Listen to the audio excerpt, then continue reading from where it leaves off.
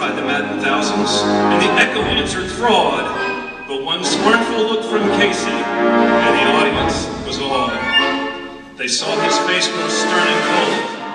They saw his muscles strain, and they knew that Casey would not let that ball go by again. The sneer is gone from Casey's lip. His teeth are clenched in hate. He pounds with cruel vengeance his bat upon the plate. And now the pitcher holds the ball. And now he lets it go. And now the air is shattered by the force of Casey's blood.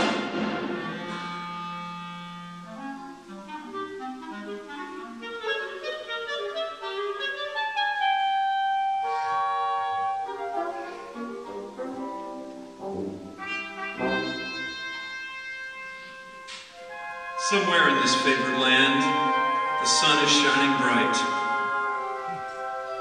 The band is playing somewhere, and somewhere hearts are light.